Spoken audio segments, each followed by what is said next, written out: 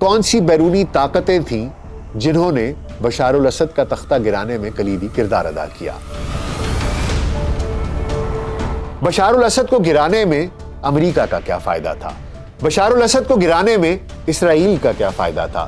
Bashar al Assad کو گرانے میں ترکیہ کا کیا فائدہ تھا؟ روس نے بشار الاسد کی حکومت کو بچانے کی کوشش کیوں نہیں کی؟ صدام حسین کے ساتھ آج سے کچھ دہائیاں پہلے کیا ہوا تھا؟ کیا بیرونی قوتیں شام میں امن قائم رہنے دیں گی؟ کیا بشار الاسد کا انجام صدام حسین جیسا ہو سکتا تھا؟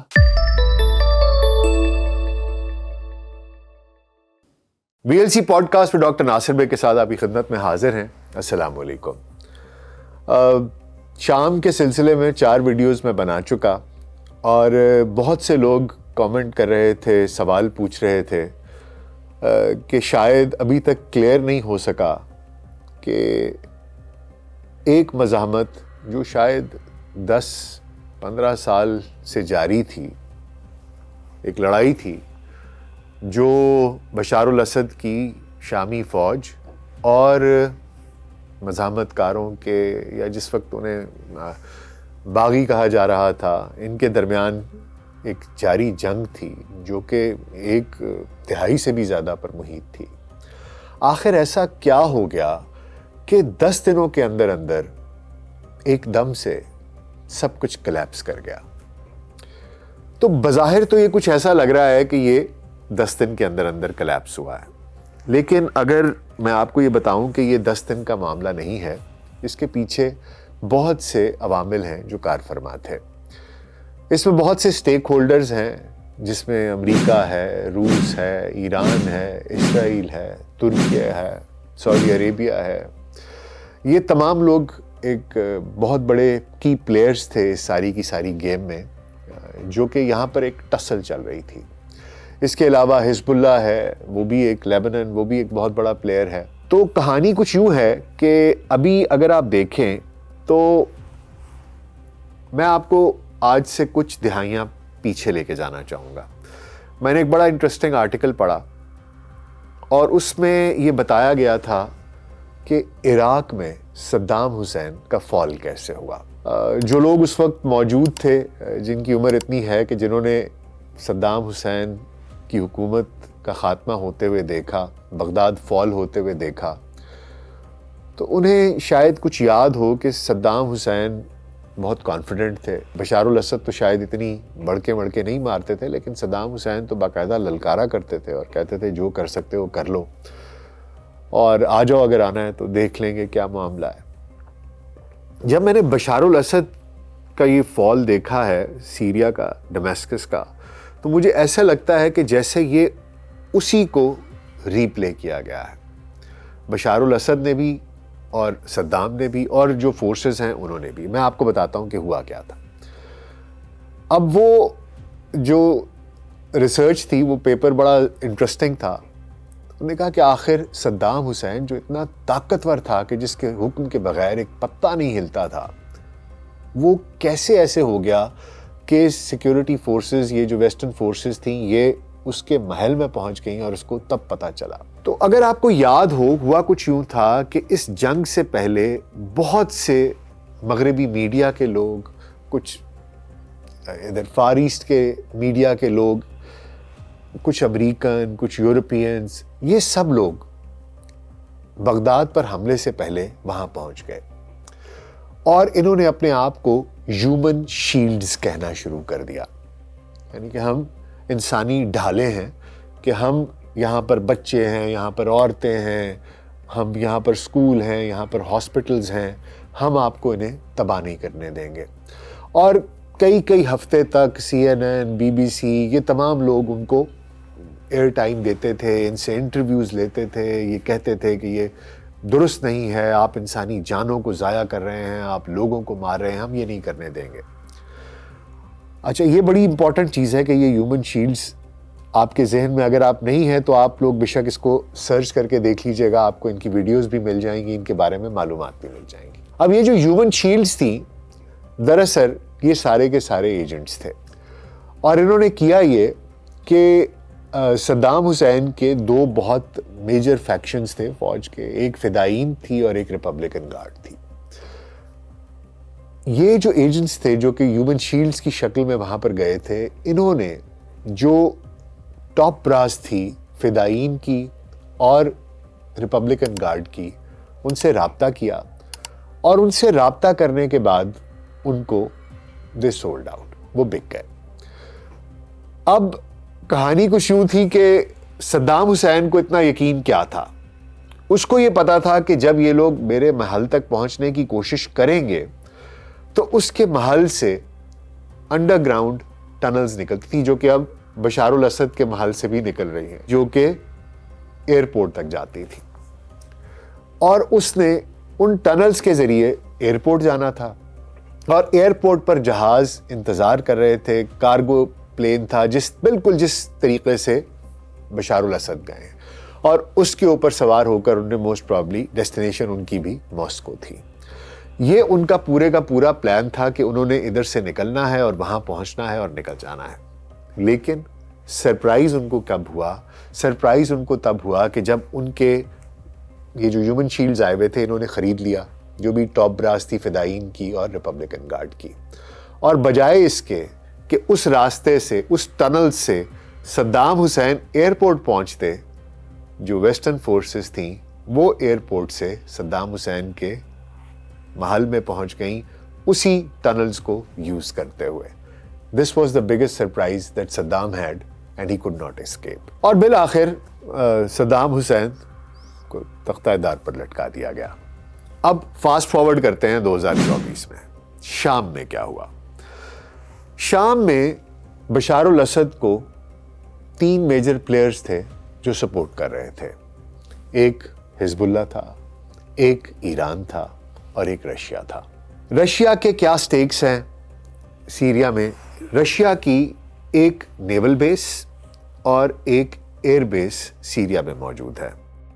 طرطوس میں ان کی نیول بیس ہے جو کہ ان کو میڈیٹرینین میں فٹ ہولڈ دیتی ہے، ٹھیک ہے۔ میڈیٹرینین میں ریفیولنگ ہو، ریپلینشمنٹ ہو، ریپیئر مینٹیننس ہو، یہ سب کچھ میڈیٹرینین میں روس طرطوس پہ کرتا ہے۔ اگر طرطوس کی نیول بیس نہ ہو تو روس کو آل دا وے بلیک سی میں بحرہ اسود میں جانا پڑے۔ اس لیے سیریا میں نیول بیس ہونا روس کے لیے بہت ضروری تھا، اور یہ اس کا جو ایک سی روٹ ہے میڈیٹرینین میں، اس کو بھی سیکیور کرتی تھی۔ اس کے علاوہ ان کی ایک ایئر بیس خمیم میں موجود ہے، اور وہاں پر یہ اپنے ایئر کرافٹس تھے جو کہ ساری کی ساری یہاں پر آپ دیکھتے تھے بمباری ہوتی تھی شہروں میں، بہت سے لوگ ہلاک ہوئے، روسی جیٹس جو آتے تھے وہ یہیں سے آتے تھے، اور وہاں پر ان کی ایک ایئر بیس بھی تھی۔ تو روس کو آپ سمجھ لیجئے کہ ایک آگے فارورڈ بیس ملی ہوئی تھی، نیول بیس بھی اور ایئر بیس بھی، اور ان کی فزیکل پریزنس تھی اس ایریا میں بیکاز آف دیز بیسز۔ اور انہی 2 بیسز کی وجہ سے روس کا اس خطے میں اثر و رسوخ تھا، اور وہ یہ اثر و رسوخ کھونا نہیں چاہتا تھا۔ اور اسی وجہ سے جب آج سے کچھ سال پہلے بھی بشار الاسد کے ہاتھ سے 70% سے زیادہ شام نکل گیا تھا، تو یہ روس ہی تھا جس نے کہ بمباری کر کے اور گراؤنڈ فورسز بھی بھیجیں اور ایئر ریڈز کیے، اور پھر سے 70% علاقہ بشار الاسد کے ہاتھ میں واپس آ گیا۔ اب لوگ کہتے ہیں کہ روس نے مدد نہیں کی۔ دوسرا فیکٹر میں نے آپ کو بتایا ایران کا، تیسرا فیکٹر میں نے آپ کو بتایا حزب اللہ کا۔ حزب اللہ ریسنٹ جو ٹائمز ہیں آپ نے دیکھا ہے، پچھلے تقریباً 1 سال میں ان کو اتنا نقصان ہوا ہے، ان کی لیڈرشپ ماری گئی ہے، ان کو جس طریقے سے اسرائیل نے نیوٹرلائز کیا ہے، وہ خود اس وقت اس حالت میں نہیں ہیں کہ کسی کی مدد کر سکیں۔ روس اس وقت یوکرین میں انگیجڈ ہے۔ روس کے لیے یہ بہت ضروری ہے، خاص طور پہ یہ بڑا کرٹیکل ٹائم ہے، امریکہ میں رژیم چینج ہو رہا ہے، روس اپنا فوکس اس وقت یوکرین سے ہٹا نہیں سکتا۔ اس کے بہترین فوجی، اس کی بہترین اسٹریٹجی، اس کا پورا دماغ، اس کی پورا فوکس اس وقت یوکرین وار ہے۔ تو روس یوکرین میں انگیج ہو گیا، حزب اللہ کو آلریڈی انہوں نے نیوٹرلائز کر دیا۔ دوسرا یہ ہے کہ حزب اللہ سپورٹنگ رول میں ضرور آ سکتی ہے، لیکن حزب اللہ شامیوں کے لیے، شامی فوج کے لیے جنگ لڑ نہیں سکتی۔ ایران بذات خود ایک بہت بڑے کانفلکٹ میں پھنسا ہوا ہے، ان کے اپنے کچھ مسائل چل رہے ہیں، ایران بھی اس طریقے سے مدد نہیں کر سکتا تھا۔ تو یہ تقریباً 1 دہائی کے بعد ایسا موقع تھا جب کہ بشار الاسد بالکل اکیلے تھے، اور بشار الاسد کی فوج کو ہی بچانا تھا، بشار الاسد کو بھی اور شام کی یہ جو پچھلی رجیم تھی اگر وہ بچا سکتے تو ان کی فوج ہی بچا سکتی تھی ان مزاحمت کاروں سے، ان مجاہدین سے، یا جن کو اس وقت باغی کا لفظ استعمال کیا جا رہا تھا۔ اب مسئلہ کیا ہوتا ہے؟ مسئلہ یہ ہے کہ یہ جو ڈکٹیٹرز ہیں، جس طریقے سے یہ ملک پر حکومت کرتے ہیں، یہی حال عراق کا تھا۔ آپ دیکھ لیں کہ وہ ایران کے ساتھ لڑتے رہے، یہ سب کچھ ہوتا رہا۔ شام اس طرح کی جنگیں تو نہیں لڑتا رہا، لیکن ان کا فوکس ایکسٹرنل کانفلکٹ سے ہٹ کے اپنے ہی لوگوں کے اوپر ایک دھونس اور وہ جمانے کے لیے ہو جاتا ہے کہ ان کے اوپر کس طرح، ان کو کیسے کنٹرول کرنا ہے، کیونکہ ان کو یہ خوف رہتا ہے کہ پتہ نہیں اندر سے کوئی نہ کوئی لاوا پھٹ جائے گا۔ اور وقت کے ساتھ ساتھ شامی فوج کے ساتھ بھی یہی ہوا، وہ اپنے لوگوں کے اوپر ظلم ڈھاتے رہے، اپنے لوگوں کے ساتھ ان کو روکتے رہے، ان کا سارا فوکس انٹرنل کانفلکٹس پہ آ گیا اور ایکسٹرنل کانفلکٹس کے اوپر ان کا فوکس ہٹ گیا، جس کی وجہ سے اب جب کہ کہانی ایسی ہوئی کہ سامنے ایک اور مزاحمت کار آئے، فوجی آئے، جب انہوں نے آ کے جنگجو آئے اور انہوں نے آ کے ان سے لڑائی کی، تو انہیں سمجھ میں آ گیا کہ یہ جنگ ہم سے جیتی نہیں جائے گی۔ اب اس سے آگے میری 2 ہائپوتھیسز ہیں، آپ سمجھ لیں۔ ایک تو یہ ہے کہ یا تو شام کی جو ٹاپ براس لیڈرشپ ہے وہ بھی بک گئی اور انہوں نے کہا کہ بس ٹھیک ہے، ہمیں لڑنے کی ضرورت نہیں ہے، اور انہوں نے نہ انٹرسٹ لیا، نہ اپنے فوجیوں کو گائیڈ کیا، اور نہ بر وقت ایسے اقدامات کیے کہ جس کی وجہ سے جنگ کو وہ جیت سکتے تھے۔ اور دوسری جو ایک ہائپوتھیسس ہے وہ یہ ہے کہ انہوں نے یہ دیکھ لیا کہ بغیر روس کے اور حزب اللہ کے ہم یہ جنگ نہیں جیت سکتے، اور ان کو کوئی ایک ایسا گریٹر پرپس نظر نہیں آ رہا تھا۔ انہیں پتا تھا کہ یہ ایک لاسٹ جنگ ہے، اور جب یہ دکھائی دینا شروع ہو جائے تو پھر آپ یہ جان لیتے ہیں کہ بس ٹھیک ہے، اس میں اپنی جان گنوانے کا، اس کے لیے لڑنے کا، مرنے کا کوئی فائدہ نہیں ہے۔ بہرحال دونوں صورتوں میں انہوں نے حرکت ایک ہی کی کہ شامی فوجیوں نے بھی کوئی مزاحمت نہیں کی، انہوں نے کوئی لڑائی نہیں کی۔ جب ان کو یہ پتہ چل گیا کہ یہ ایک لاسٹ کاز ہے، اس میں ہم لڑ بھی لیں گے، جان بھی دے دیں گے تو کوئی فرق نہیں پڑنے والا، اور انہوں نے بھی اسی طریقے سے اپنے کپڑے اتارے اور لوگوں میں شامل ہو گئے۔ وہاں پر ریپبلکن گارڈز نے بھی یہی کیا تھا۔ جس وقت فوج آئی، ویسٹرن فوج آئی تھی اور وہ صدام حسین کے محل میں گھس گئے، تو ریپبلکن گارڈز اور فدائین اور ان کے جو ٹاپ براس تھی اور ان کے جو سپاہی تھے، انہوں نے بھی وردیاں اتاری، وہی چوغے پہنے اور عوام میں مل گئے۔ اور یہاں پر بھی ایگزیکٹلی وہی ہوا۔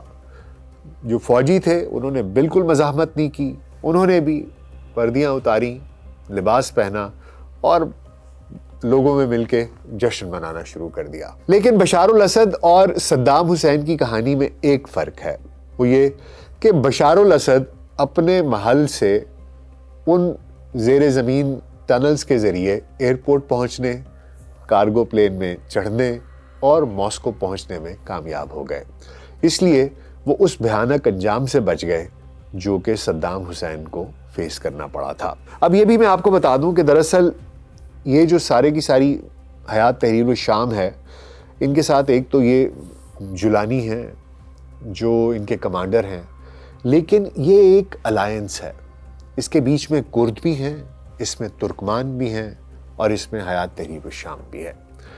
اب ان تینوں لوگوں کا جو الائنس ہے، یہ الائنس ہونا بڑا نیچرل الائنس ہے کہ یہ تینوں ایک جگہ پر کیسے مل گئے۔ اس لیے خدشات یہ ظاہر کیے جا رہے ہیں کہ اس میں بیرونی ہاتھ تھے۔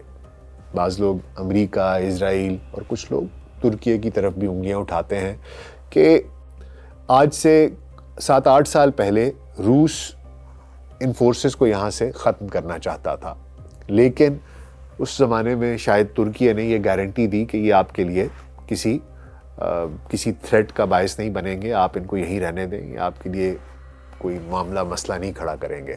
لیکن 7-8 سال کے بعد وہی ہوا جس کا کہ روس کو ڈر تھا. شام کے لوگ بہت خوش ہیں، ظاہری سی بات ہے. میں نے کل بھی ویڈیو بنائی تھی اور میں نے بتایا تھا کہ کس قسم کے مظالم بشار الاسد ڈھا رہا تھا اپنے عوام پر، اور شامی لوگ پچھلے 50 سال سے پس رہے تھے. نہ ان کے پاس کوئی حقوق تھے، نہ وہ کچھ بول سکتے تھے، اور پھر ایک مسلکی بھی فرق تھا، اور اس کی وجہ سے بھی بالکل یہ ایسی سچویشن ہے جیسی کہ عراق میں تھی. عراق میں بھی ایک مسلکی مسئلہ تھا، یہاں پر بھی ایسا تھا، اور دونوں ڈکٹیٹرز تھے، دونوں نے یہ کیا. معاملہ اب یہ ہے کہ لوگ تو خوش ہیں، لیکن وہ طاقتیں جو ان مجاہدین کو یہاں تک لے کے آئی ہیں، جو اس کامیابی میں جنہوں نے ایک بہت بڑا کلیدی کردار ادا کیا ہے. ایسا نہیں میں کہہ رہا کہ مجاہدین نے خود بھی لڑا ہے، یہ ایک ان کا جذبہ ہے، سب کچھ ہے، لیکن پیچھے کچھ فورسز تھیں جو اس سب کچھ کو منور کر رہی تھیں، سپورٹ کر رہی تھیں. وہ ان کے بیچ میں کیا عزائم ہیں؟ امریکہ بہت خوش ہے کہ روس کو نیوٹرلائز کر دیا، بہت خوش ہے کہ ایران کو اس نے نیوٹرلائز کر دیا. اسی طرح اسرائیل بہت خوش ہے کہ حزب اللہ کو اس نے نیوٹرلائز کر دیا، اس کی یہاں سے سپلائی لائن گزرتی تھی وہ اس سے نیوٹرلائز ہو گئی ہے. اور اسرائیل تو یہ چاہتا ہے کہ وہ ان کے لیے یہ ہے کہ وہ اس کانفلکٹ کو ختم نہیں کرنا چاہتے، اور اس کی بہت بڑی وجہ یہ ہے کہ نیتن یاہو کے اپنے گھر میں اسرائیل میں ان کے خلاف بہت سے کرپشن چارجز ہیں، ان کے خلاف کارروائیاں چل رہی ہیں، اور وہ نہیں چاہتے کہ میں جا کے اس کو فیس کروں. اس لیے وہ یہ جنگ تو نہیں بند کرنا چاہتے. اب لبنان میں بھی انہوں نے جنگ بندی کی ہے، اور یہ ایک بڑا غلط تاثر ہے کہ لبنان میں جیسے کہ ان کو بڑی کوئی کامیابی ملی ہے. ہاں، ایئر سٹرائکس میں ان کو کامیابی ملی ہے، لیکن زمینی جنگ میں ان کے بڑے نقصانات ہوئے ہیں، ان کے لوگ بہت زیادہ زخمی بھی ہوئے ہیں، اور ان کو جانی مالی نقصان ہوا ہے. اسی وجہ سے انہوں نے جنگ بندی کے اوپر آمادگی بھی ظاہر کی ہے. اب یہ بڑی ایک پیچیدہ سی صورتحال ہے، یہ خطہ بہت زیادہ حساس ہو گیا ہے. اب یہ جو الائنس ہے، کرد ہیں، ترکمن ہیں، جو حیات تحریر الشام ہے، یہ سب لوگ اکٹھے مل کر کس طرح سے چلتے ہیں، اور اس کے ساتھ ساتھ جو ایک شیعہ کمیونٹی ہے ان کے بھی حقوق کا خیال رکھا جائے، ان کو بھی ساتھ ملا کے رکھا جائے. کیونکہ جب میں عراق کی طرف دیکھتا ہوں تو میں دیکھتا ہوں کہ وہ ابھی تک سنبھل نہیں پائے، اور یہ خطہ اتنا وولٹائل ہے، ہر کسی کے اپنے اپنے بیچ میں مفادات ہیں. کہیں اپنے مفادات کے لیے لوگ ایک بار پھر شامیوں پر کوئی ظلم و ستم نہ ڈھا دیں. مجھے بڑا اس چیز کا فکر ہے، کیونکہ شامی لوگ بڑی 50 سال کی تگ و دو کے بعد آزاد ہوئے ہیں. اور پھر ایک اور کونوٹیشن یاد آ جاتی ہے اینڈ آف ٹائمز کی، کہ یہاں سے لشکر اٹھے گا، یہاں پر لڑائیاں ہوں گی. اس پہ پھر کسی دن تفصیل سے بات کروں گا. لیکن یہ ایک اوور آل سیناریو ہے کہ یہ سب کچھ کیسے ہوا، 10 دن میں کیسے بشار الاسد کی حکومت گر گئی، دمشق فال ہو گیا، بشار الاسد بھاگ گیا، حیات تحریر الشام کو کیسے کامیابی ملی، انٹرنیشنل پلیئرز کون کون سے تھے، انہوں نے کیا کردار ادا کیا، اور اب آگے کون کون سے سٹیک ہولڈرز ہیں جو اس سے فائدہ اٹھا سکتے ہیں.